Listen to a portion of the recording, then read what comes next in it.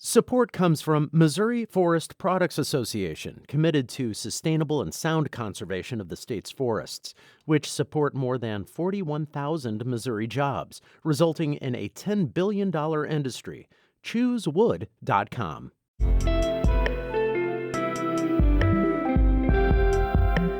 From the St. Louis Public Radio Newsroom, this is The Gateway. It's Wednesday, May 8th. I'm Abby Larico. The Catholic Church is strongly opposed to all abortion, but a majority of the faithful in Missouri don't see it that way. I just don't see it in just real absolute terms. I have not been in the situation of a person who had suffered from incest or rape or all of those things. We'll hear from Missouri Catholics about the conflict between their politics and their faith, coming up on The Gateway. Officials from the city's Department of Public Utilities say there are at least 14 capital projects costing millions that could benefit from RAM settlement money. They include rehabilitating the Chain of Rocks water treatment plant and replacing water mains across the city. Kurt Scobie is the director of public utilities for the city and says the U.S. Environmental Protection Agency is in the process of finalizing a revised lead and copper rule. He says that's why they're also creating a database to record whether or not water lines are lead-based. We have the database structure, but we have 60,000 unknown service lines. We don't know what materials they are. Officials say capital water infrastructure improvements will cost around $128 million. The city's share of RAM settlement money is around $280 million. The St. Louis Blues are staying with a familiar name for the team's 27th head coach. Drew Bannister has been hired permanently after serving as the team's interim bench boss since December. The former National Hockey League player plans to build trust with the team's current lineup over the next few weeks. Having those conversations that, sometimes may be uncomfortable, but I really believe in getting to know the person away from the rink and spending time, not really talking about a ton of hockey until we have to do so. Bannister's coaching background includes stops with St. Louis's farm teams in Springfield, Massachusetts, and San Antonio. Missouri Governor Mike Parson has signed into law an omnibus education package that includes an increase in teacher pay across the state. Parson announced Tuesday he signed the bill, saying in a statement, quote, "Since the beginning of our administration, we've looked at ways to increase teacher pay and reward our educators for the hard work they do, and this legislation helps us continue that progress." Through the legislation, baseline teacher pay would increase to $40,000 a year. The legislation also expands the state's tax credit scholarship program and establishes charter schools in Boone County. Additionally, the law changes the state's K-12 foundation formula to incorporate school enrollment as opposed to just attendance. In speaking against the legislation, some Democrats said the raise in teacher pay is not connected to a funding source. When a baby is born, breast milk helps the child grow and stay healthy, but many new moms have trouble breastfeeding their newborns. St. Louis Public Radio's Sarah Fenton reports a new milk dispensary in Illinois is offering donated milk to help fill a need in the Metro East. The milk dispensary opened this month at St. Elizabeth's Hospital in O'Fallon. The hospital opened the dispensary after a lactation nurse found many patients were having trouble breastfeeding, but didn't know where to find donor milk in the region. Susan Urbanski is the program director of Mother's Milk Western Great Lakes, a nonprofit that collects and treats the milk from donors around the region before it's sent back to the hospital's dispensary. She says many times women have difficulty breastfeeding in the first days after their baby's born. Supplementing with donor milk can help them to meet their own feeding goals without having to supplement with formula. Any new family, not just patients at St. Elizabeth's, can buy donated milk at the dispensary if they show an emergency need. I'm Sarah Fenton, St. Louis Public Radio. The federal deadline to get a real ID card is officially 1 year away, and the Illinois Secretary of State's office is urging people to make the switch. Adults traveling on domestic commercial flights will need a real ID to fly or another approved form of ID, such as a passport, starting May 7, 2025. Illinois Secretary of State Alexi Giannoulias says a Get Real campaign his office launched yesterday will remind people of the deadline throughout the year. But just because the Department of Homeland Security scheduled the deadline a year from now does not mean that Illinoisans should delay in getting a real ID. Our message today is clear. Don't procrastinate and get real. Illinois residents must apply at a Department of Motor Vehicles facility in person. The full list of needed documents can be found at ilsos.gov.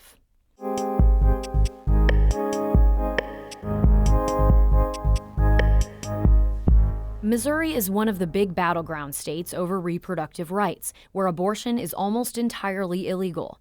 One group that has recently given a significant amount of money to keep it illegal here is Catholic bishops. A recent study shows many parishioners don't agree with their church's leadership on the issue. 6 out of 10 Catholics support abortion rights. Reporter Katia Riddle came to Missouri to talk to some of them about how they reconcile their politics with their faith. Missouri is a place forged in Catholicism.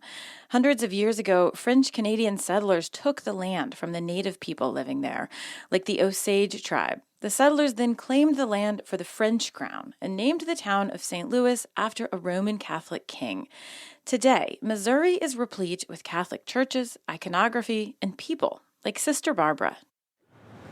I certainly did not intend to, become a sister or a nun. She's standing outside her modest apartment, wearing jeans and a sweatshirt. She grew up Catholic, but wasn't all that religious. In her 20s, she describes a kind of love affair she fell into with Catholicism.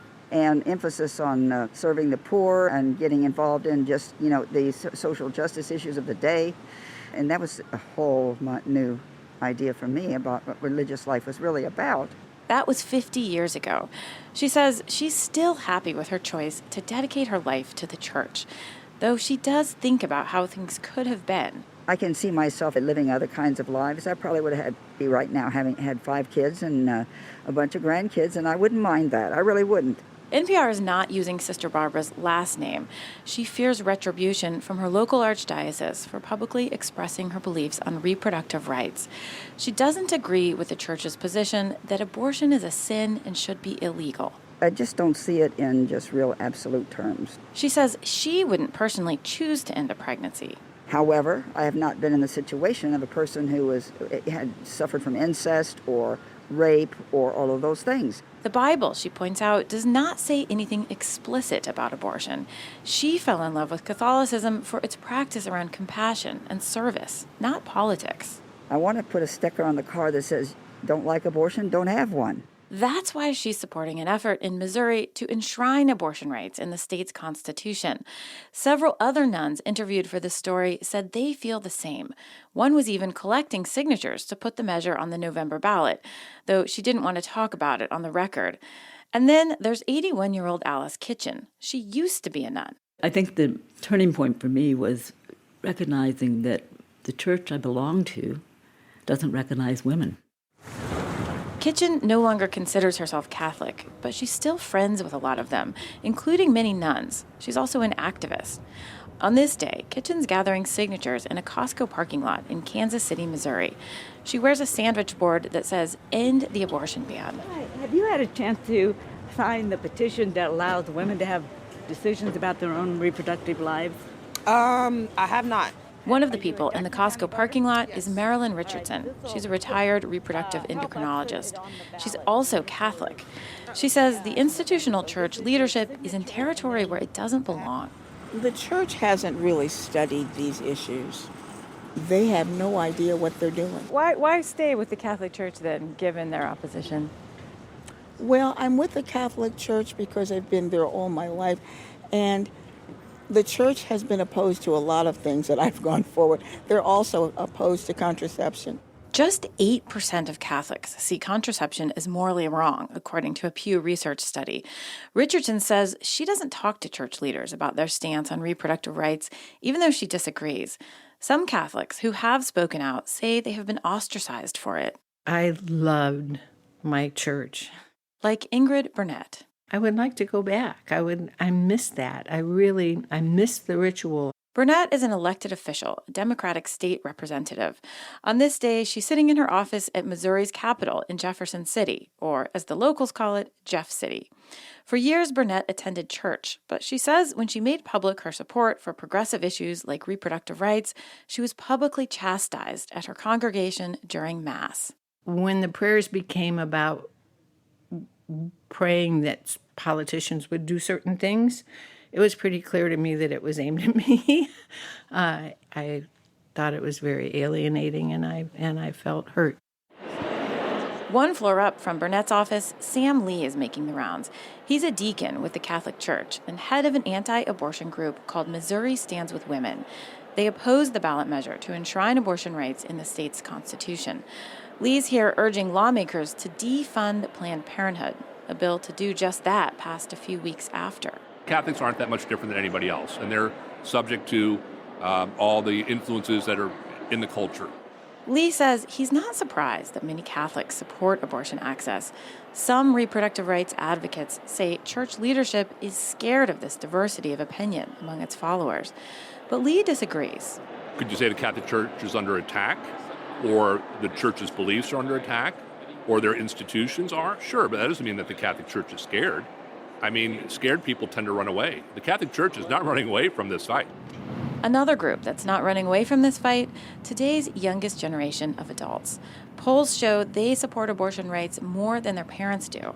Like Mary Helen Schaefer. She's a student at St. Louis University.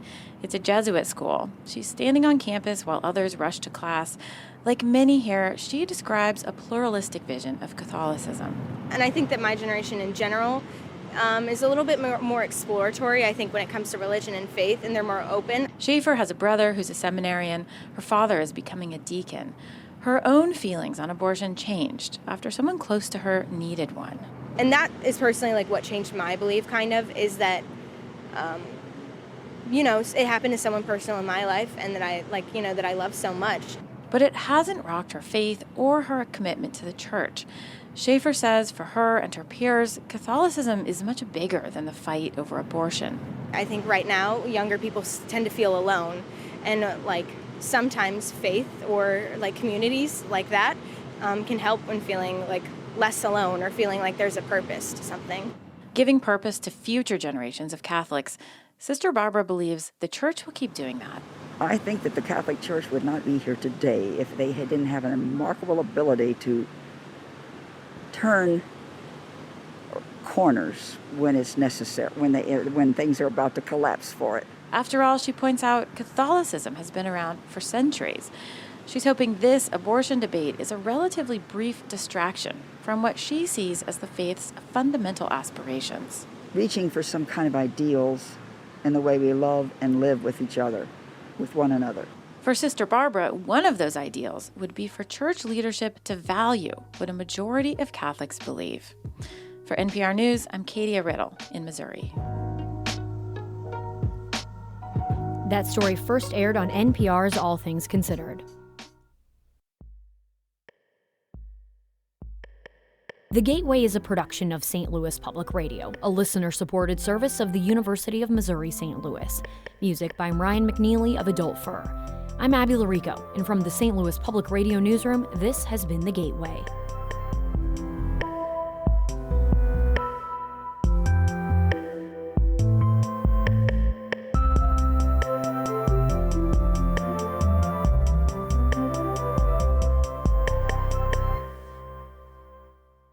Support comes from the Missouri Forest Products Association, committed to conservation and careful management of the state's forests to make them more resilient and better habitats for wildlife.